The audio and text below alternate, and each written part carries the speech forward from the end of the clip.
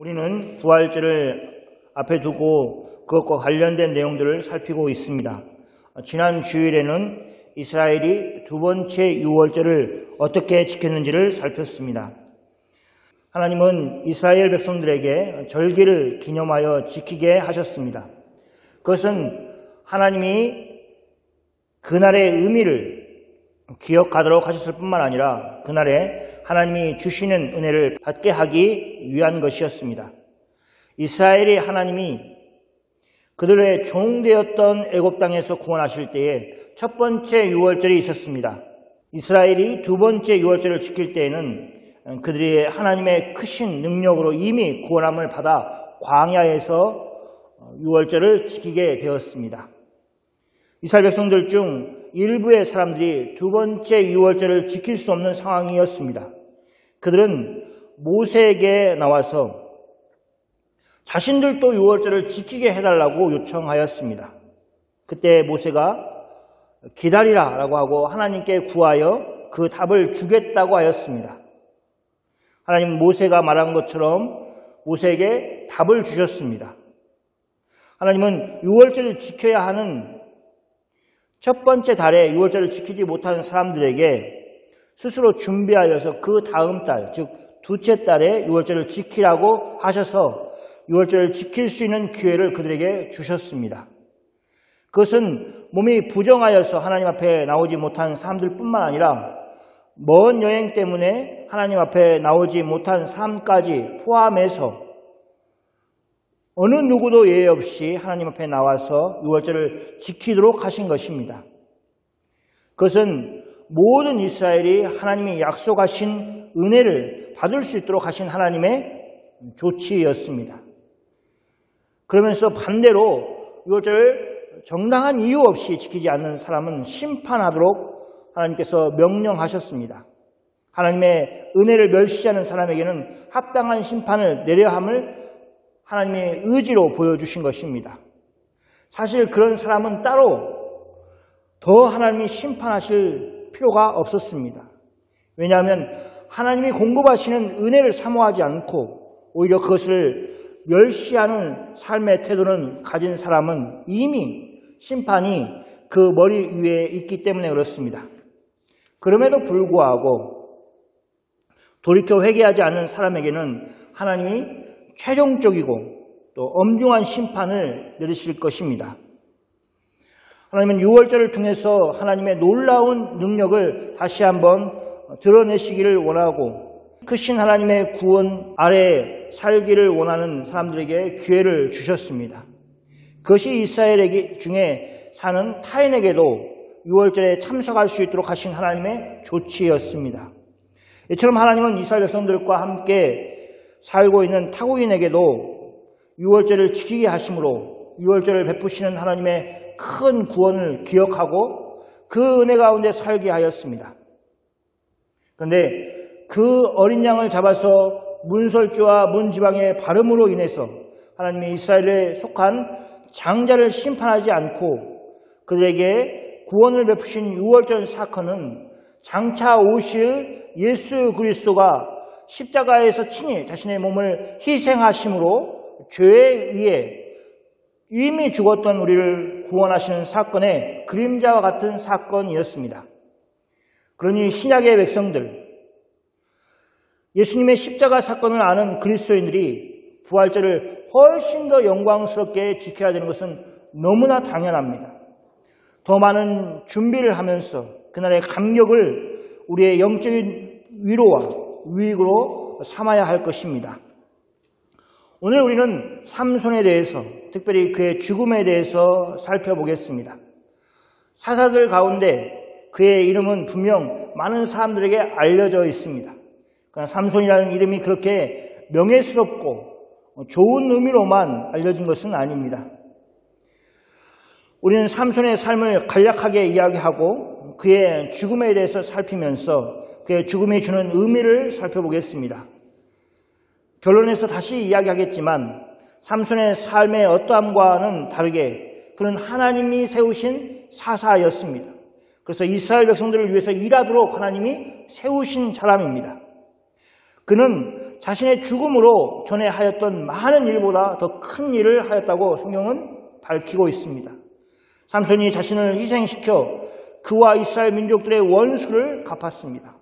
그것은 조금은 손상이 된 모습이지만 예수님의 십자가 사건의 모습을 보여주는 그림자 역할을 하고 있습니다. 사사기에 삼손은 마지막 사사로 나옵니다. 그리고 적지 않은 분량을 차지할 정도로 비중 있게 비교적 자세하게 그의 일들을 기록하고 있습니다. 그의 출생에 관해서 이야기하는 것으로부터 그의 비극적인 죽음에까지 사사기 13장에서부터 16장을 하려 하여서 4장에 걸쳐서 그의 이야기를 하고 있습니다. 삼손이 태어날 때의 배경은 사사기 13장 1절 말씀을 보면 알 수 있습니다. 이스라엘 자손이 다시 여호와의 목전에 악을 행하였으므로 여호와께서 그들을 40년 동안 블레셋 사람의 손에 넘겨주시니라. 사사기에 반복적으로 나오는 내용입니다. 이스라엘이 다시 여호와의 목전에 악을 행하였습니다. 여기 다시라고 말하는 것은 이 일이 반복되고 있다는 것을 보여줍니다. 이렇게 되는 주요한 원인은 이스라엘이 하나님을 잃어버렸기 때문입니다. 하나님이 만들어주신 절기를 제대로 지키지 않으니 그는 점차 자신의 삶 속에서 하나님을 잃어갔습니다. 그 결과로 하나님이 싫어하시는 악을 행하게 되었습니다. 이스라엘 백성들에게 절기를 지키는 것이 바로 하나님을 기억하는 그런 장치였습니다. 그 일을 제대로 하지 못하니 점차 하나님이 그들에게 어떤 일을 행하셨는가 하는 것을 잊게 됩니다. 아무리 큰 구원도 정말 놀라운 일을 하나님이 행하셨어도 점차 그것이 과거에 언제 일어났던 일로 서서히 기억 속에서 사라져버리는 것입니다. 하나님이 그들에게 어떻게 살라고 하신 그 말씀까지도 잃어버리게 되었습니다. 그런 그들을 하나님이 블레셋 사람의 손에 넘겨주셨습니다. 즉 블레셋 사람의 지배를 받게 되었습니다. 그때 단지파의 가족 중에 마노아라는 사람이 살고 있었습니다. 그의 아내가 임신을 하지 못하므로 출산을 하지 못하였습니다. 하나님의 사자가 어느 날 이 마노아의 아내에게 찾아왔습니다. 여호와의 사자는 그 여인이 임신을 하지 못함으로 출산하지 못하고 있다는 것을 언급하였습니다. 그 여인이 처음 보는 남자가, 주의 사자가 자신의 사정을 너무 잘 알고 있다는 것 자체가 놀라운 일이었을 것입니다. 그런데 그 이어서 하는 말이 더 놀랍습니다. 이제는 임신을 하여 아이를 낳을 것이라는 소식을 전합니다. 그러면서 그 아이를 특별하게 키우도록 하였습니다. 4절과 5절 말씀입니다. 그러므로 너는 삼가 포도주와 독주를 마시지 말며 어떤 부정한 것도 먹지 말지니라. 5절은 같이 해보겠습니다. 보라, 내가 임신하여 아들을 낳으리니 그의 머리 위에 삭도를 대지 말라. 이 아이는 태에서 나옴으로부터 하나님께 바쳐진 나실인이 됨이라. 그가 블레셋 사람의 손에서 이스라엘을 구원하기 시작하리라 하시니라.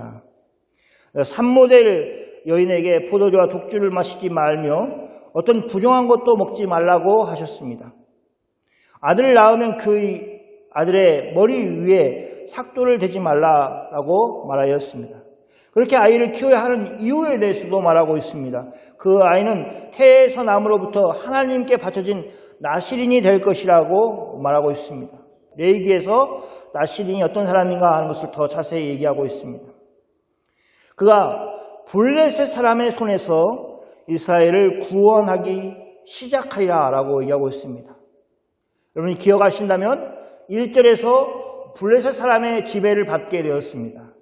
얼마나? 40년 동안 지배를 받게 되었습니다. 그런데 이 아이가 태어나지도 않은 아이에 대해서 뭐라고 얘기하냐면 그가 블레셋 사람의 손에서 이스라엘을 구원하기 시작하리라 라고 말하고 있는 것입니다. 삼손의 삶은 그래서 하나님의 이 말씀이 그를 통해서 어떻게 이루어지는가 하는 것을 보는 것으로 정리할 수 있습니다. 여기에 그가 블레셋 사람의 손에서 이스라엘을 구원하기 시작하리라고 말씀하였기 때문에 그 일이 시작에 불과하다는 것을 암시하고 있습니다.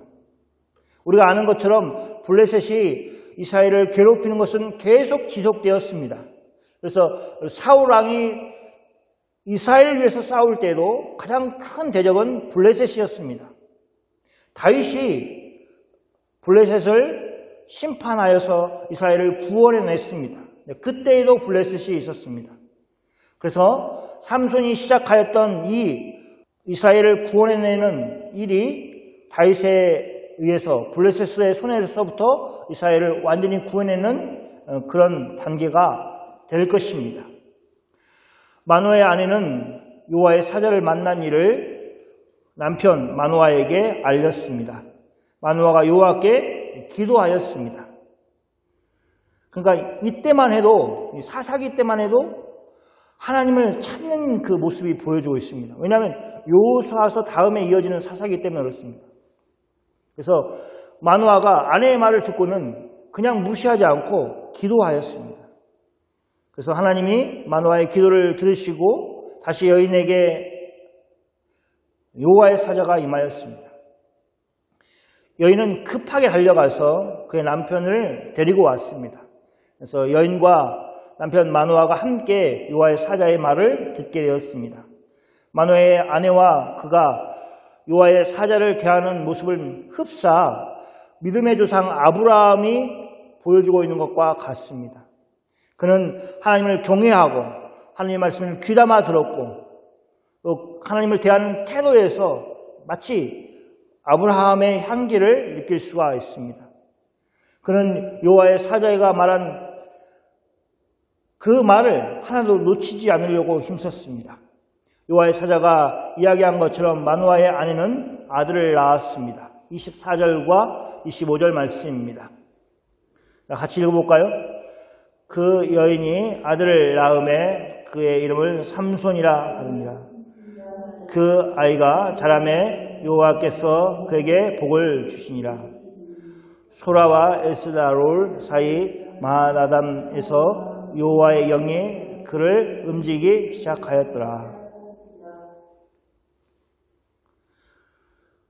그의 이름을 삼손이라고 지었습니다. 그 아이가 자라매 여호와께서 그에게 복을 주셨습니다. 그리고 시간이 얼마나 지났는지 알 수 없지만 25절에 보면은 이렇게 얘기하고 있습니다. 여호와의 영이 그를 움직이기 시작하였다.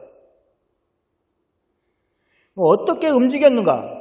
여호와의 영이 삼손을 움직였다는 것이 무슨 말인가 하는 것은 14장, 15장 말씀을 보면은 알 수 있습니다. 집에 가셔서 읽어보시면 하나님이 여호와의 영이 삼손을 이렇게 움직이기 시작하셨구나 라는 것을 알 수 있을 것입니다. 하나님이 삼손을 통해서 이루시고자 하신 일을 이런 이스라엘을 블레셋의 손에서 구원해내는 일이셨습니다. 그의 일이라는 것은 저에게는 그렇게 영웅스러운 모습이 아니었습니다. 주일학교 때 삼손 이야기를 듣기는 듣죠. 그러나 그렇게 디테일하게 하지 않습니다. 왜냐하면 영웅스러운 모습은 아니기 때문에 그렇습니다. 불필요한 이상한 결혼을 하려고 한다든지 여우들을 잡아다가 블레셋 사람들의 농작물을 다 불태워서 그들에게 큰 손해를 입힌다든지 하는 것은 그렇게 바른 생활하는 사람처럼 보이지 않습니다. 그러나 중요한 것은 그가 여호와의 영에 의해서 움직이는 사람이라는 것입니다. 하나님은 그를 낮 시인으로 부르셔서 그를 통해서 이스라엘을 블레셋에서 구원하는 일을 하고 계시는 것입니다. 중간 내용은 여러분이 앞에서 말한 것처럼 사사기 말씀을 개인적으로 읽기를 바라면서 맡기고 오늘 본문으로 들어가겠습니다. 블레셋 사람들이 삼손을 잡아서 벌을 주고 싶었습니다. 도무지 삼손을 잡을 수가 없었습니다. 삼손의 힘을 당해낼 수가 없었습니다. 삼손이 블레셋 사람에게 붙잡힌 것은 삼손이 사랑하던 드릴라라는 여인 때문이었습니다. 블레셋 사람들은 삼손이 한 여인을 사랑한다는 것을 알았습니다. 그래서 삼손이 사랑하는 드릴라에게 돈을 주겠다고 약속을 하고 삼손을 잡게 해달라고 부탁을 하였습니다. 그래서 삼손이 가지고 있는 힘의 비밀을 찾으려고 노력하고 유혹하고 또 조르기도 하고, 그래서 마침내 그 큰 힘의 비밀을 알게 되었습니다. 드릴라가 얼마나 삼손을 괴롭게 하였는지 성경은 이렇게 말하고 있습니다. 16장 16절 말씀입니다.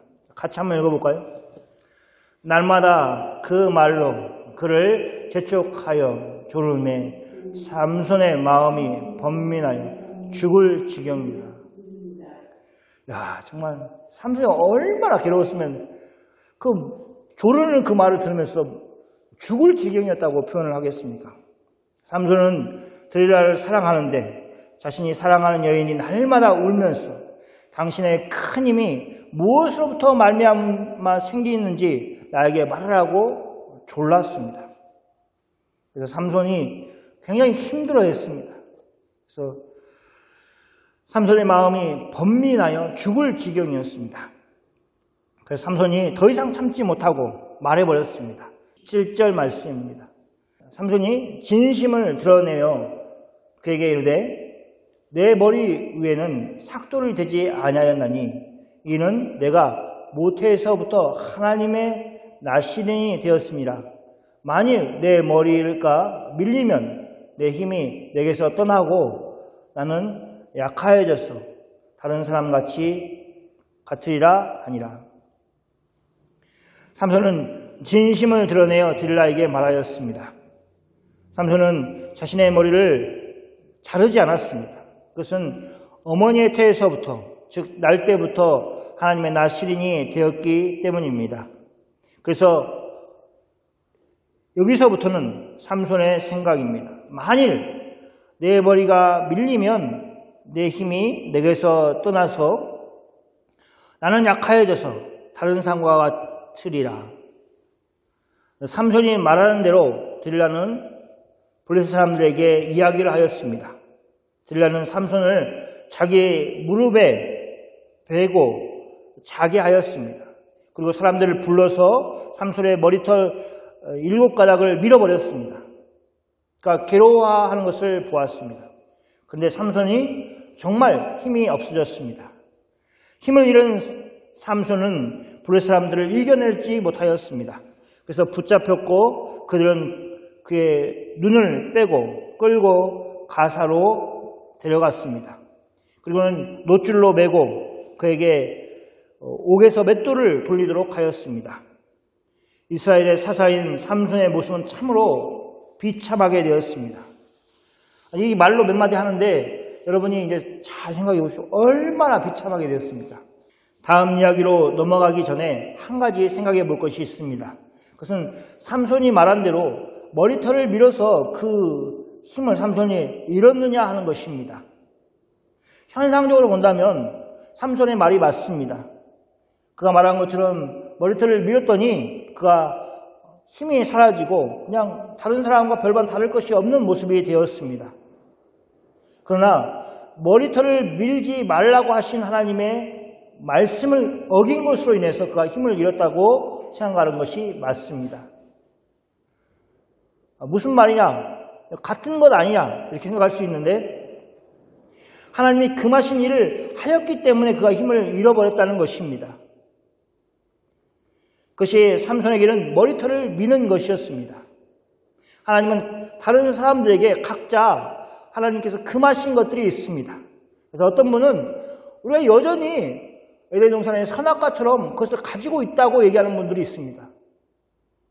우리 눈에 보입니다. 우리가 할 수 있습니다. 선악과를 먹은 것처럼 먹을 수 있습니다. 그러나 먹지 않아야 됩니다. 왜냐하면 하나님께서 금하신 것이기 때문에 그렇습니다. 머리털 자체에서 어떤 힘이 나오는 것이 아니라 하나님이 그를 세우셨습니다. 그리고 나시린으로 살도록 하신 것입니다. 그래서 나시린이 몸에 손을 대지 않는 것처럼 그는 머리털을 손대지 않아야 했던 것입니다. 하나님은 삼손을 하나님의 나시린으로 부르셨습니다. 머리에 삭도를 대지 않도록 하신 것입니다. 삼손이 그 하나님의 명령을, 그 말씀을 어긴 것입니다. 이렇게 굳이 이 이야기를 나누는 것은 우리의 행동이 사실은 그 저변에 하나님을 어떻게 생각하느냐 하는 신앙을 가지고 움직이고 있는 것을 보자는 것입니다. 우리의 행동이 그냥 나오는 것이 아닙니다. 예수님에 대한 우리의 생각이 그대로 반영되는 것입니다. 하나님에 대한 우리의 믿음이 그대로 반영되는 것입니다. 하나님 말씀에 순종하느냐 그렇지 않느냐에 따른 행동으로 나타나는 것입니다. 그런데 성경은 우리에게 반전을 암시하고 있는 말씀을 해주고 있습니다. 22절 말씀입니다. 같이 읽어볼까요? 그의 머리털이 밀린 후에 다시 자라기 시작하니라. 머리털을 밀어본 경험이 있는 사람이라면 왜 굳이 성경이 이런 것을 기록해놨을까 하는 생각을 할 것입니다.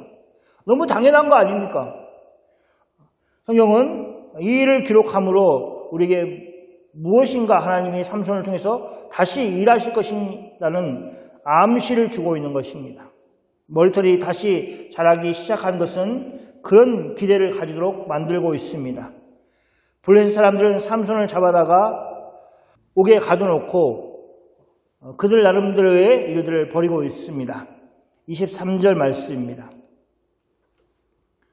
블레셋 사람들의 방백들이 이르되 우리의 신이 우리 원수 삼손을 우리 손에 넘겨주었다 하고 다 모여 그들의 신 다곤에게 큰 제사를 드리고 즐거워하고, 블레셋 사람들의 방백들은 자신들의 신 다곤이 삼손을 자신들에게 넘겨주었다고 생각하였습니다.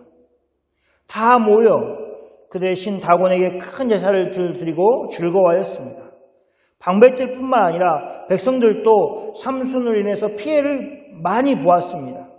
그래서 삼손이 잡혔다는 소식을 듣고 자신들의 신을 찬양하고 그들의 마음이 즐거웠습니다.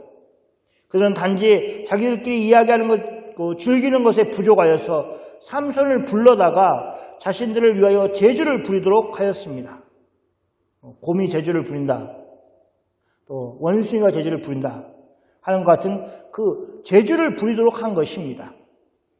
자신들이 전에 삼손에게 당한 그 서력을 하고 싶은 마음에, 전에 삼손 앞에서 벌벌 떨었던 그 마음들이 있는데, 이제는 힘을 잃어버리고 눈마저 잃어버린 삼손을 보면서 조롱하고 싶어서, 마음껏 놀리고 싶어서 삼손을 불러다가 제주를 부리게 한 것입니다. 앞을 볼 수 없는 삼손을 불러다가 그렇게 한 것입니다. 그들은 비참하게 변한 삼손을 보면서 전에 자신들이 입었던 손에 이런 것들을 다 잊을 만큼 아주 기뻤을 것입니다. 축제 내내 보고 싶어서 삼손을 그 축제 가운데에 불러놓고 두 기둥 사이에 세웠습니다. 삼손이 서 있기도 힘들었을 것입니다. 그때 삼손이 그 일하는 사람에게 부탁을 합니다. 26절 말씀입니다. 같이 한번 읽어볼까요? 삼손이 자기 손을 붙든 소년에게 이르되 나에게 이 집을 버틴 기둥을 찾아 그것을 의지하게 하라 하니라. 삼손은 그에게 나에게 이 집을 버틴 기둥을 찾아 의지하게 하라라고 말하였습니다. 아마 삼손의 손을 붙든 소년은 삼손이 지쳐 기둥을 의지하고 쉬려고 하는구나라고 생각을 하였을 것입니다. 지칠 대로 지쳐있는 삼손, 사람들에게 제주를 부리하는 처지, 그것도 두 눈을 잃어버린 삼손이 요구하는 것을 그 사람은 들어주었습니다. 삼손이 이야기하는 이 집이라는 것은 그 집에 남녀가 가득하였습니다. 블레셋 모든 방백들도 그 자리에 있었습니다. 그리고 지붕에는 남녀 3,000명가량이 있었습니다. 어마어마하게 있는 것이죠. 그 모든 사람들은 삼손이 제줄을 부리는 것을 보면서 즐겼습니다. 그들의 축제가 무르익어갔습니다. 블레셋의 원수였던 삼손을 자신들이 붙잡았을 뿐만 아니라 그가 다시는 자신들을 위협할 수 없는 존재라는 것을 자신들의 눈으로 확인하였습니다. 눈을 잃어버린 삼손, 힘이 없어 비틀비틀하고 고통스러워하는 삼손을 보면서 이제는 더 이상 우리를 위협할 존재가 없어, 이런 생각을 하였을 것입니다.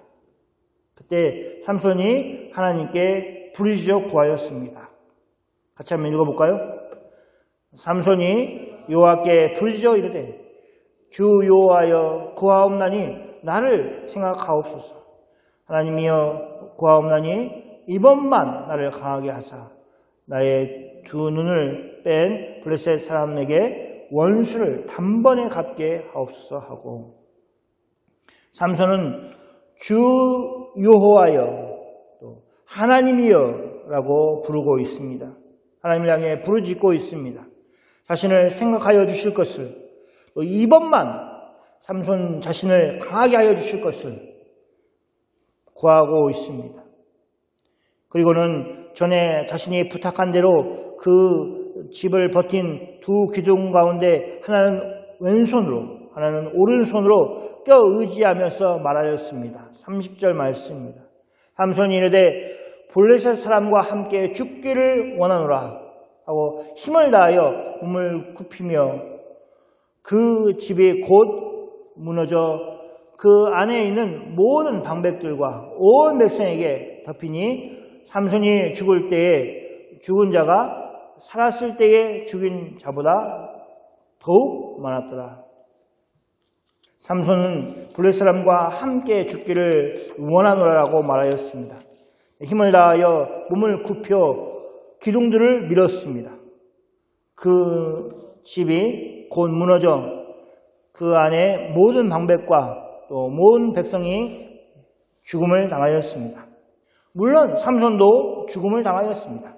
성경은 삼손이 죽을 때에 죽인 사람이 살았을 때 죽인 사람보다 더 많았다고 밝히고 있습니다. 그래서 잠시나마 삼손으로 인하여 이스라엘은 블레셋 사람의 손에서 구원함을 받게 되었습니다. 그 자리에 참석한 블레셋의 모든 방백들이 죽었기 때문에, 또 다른 블레셋 사람들이 3,000명이나 가량이나 죽었기 때문에 잠시 동안 블레셋은 이스라엘을 괴롭힐 수 없는 상황에 빠진 것입니다. 성경은 블레셋 사람이 죽은 것으로 이야기하고 있지만 다르게 돌려서 보면 그것 때문에 이스라엘이 구원함을 받는 모습으로 나타나는 것입니다. 성경은 삼손이 이스라엘의 사사로 20년 동안 지냈다고 말하므로 삼손이 이스라엘 사사로 하나님을 섬겼다는 것을 밝히고 있습니다.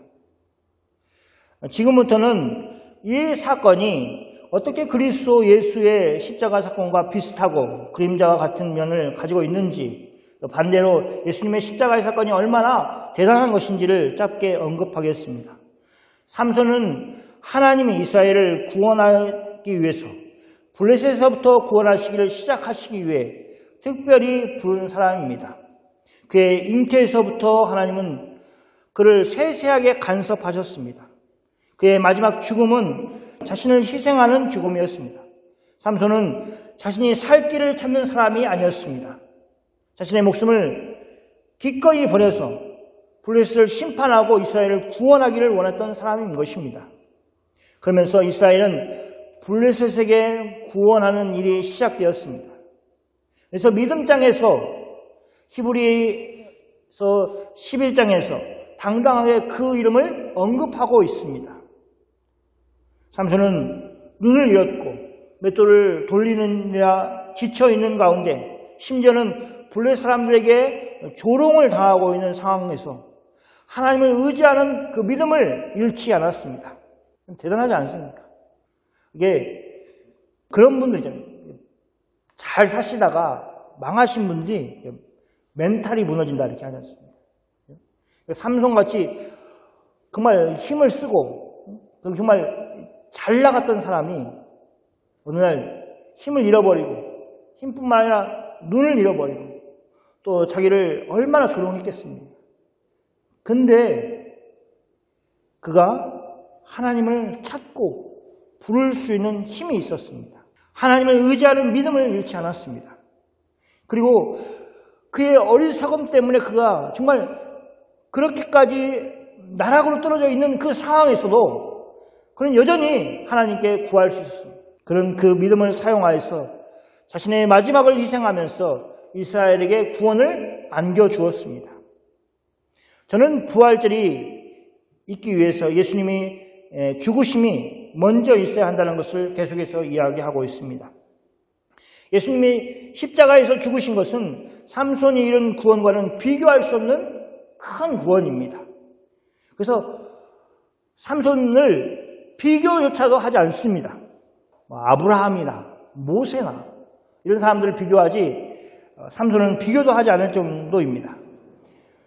예수님은 범죄한 아담 이후에 사단 아래에 줄곧 종로를 다했던 사람들을 구원하신 일을 십자가에서 하셨습니다. 예수님은 말로 그 일을 하신 분이 아니라 자기 목숨을 희생하심으로 하신 분이십니다. 사람들은 예수님을 조롱하였지만 예수님은 그것도 아랑곳하지 않고 하나님을 믿는 믿음으로 그 일을 하셨습니다. 그것이 예수님의 패배라고 생각하였지만 사실은 그것은 하나님과 아들이신 예수님의 계획이셨습니다. 그것은 하나님이 유일하게 제시하신 구원의 길입니다. 십자가 위에서 예수님은 사단을 물리치셨습니다. 비교하기에 턱없이 부족하지만 삼손이 죽을 때에 죽인 자가 살았을 때 죽인 자보다 더 많았던 것처럼 여기서 삼손이 사람을 죽였다는 것은 블레셋 사람을 죽였다는 것입니다. 그래서 이스라엘을 사사로 구원하는 일을 그가 했던 것입니다. 그런데 이것은 예수님의 공생의 기간에 이스라엘을 구원하신 것과는 비교할 수 없는 많은 사람을 십자가 위에서 자신의 목숨을 내어주심으로 이루었다는 것과 연관이 있습니다. 우리가 복음서를 읽으면서 예수님이 얼마나 놀라운 일을 하시는가 하는 것을 봅니다. 어떤 사람의 눈을 보게 한다든지 중풍병을 낫게 한다든지 귀신 들린 사람을 고친다든지 하는 것을 보면 와, 예수님 정말 대단하시다 하고 얘기하지만 그러나 예수 그리스도의 십자가 사건 이후에 예수를 믿은 우리 모두에게 하나님이 이미 그 은혜보다 더 큰 은혜를 우리에게 주셨다는 것을 우리 모두가 기억해야 합니다. 사랑하는 성도 여러분, 삼손이 그리고 더 크신 우리 주 예수 그리스도께서 자기 희생을 통해서 구원을 이루셨습니다. 그러므로 우리는 하나님이 동일한 방식으로 복음이 전파되기를 우리에게 원하신다는 것을 기억해야 합니다. 우리의 헌신과 희생 없이 복음이 전파될 수 없습니다. 하나님은 여러분의 희생을 통해서 위대한 그리스도 예수의 구원의 소식이 전해지기를 원하십니다. 그 희생은 어쩔 수 없이 하는 것이 아니라 하나님을 믿는 믿음 안에서 이루어져야만 합니다. 부활절을 준비하는 우리 모두가 예수님의 자기의 희생을 우리 삶 속에 실천하기를 원합니다. 그렇게 살아서 전에 경험하지 못한 하나님의 복음의 능력을 삶 속에서 경험하시기를 주님의 이름으로 축원합니다. 아멘. 우리 함께 기도하겠습니다.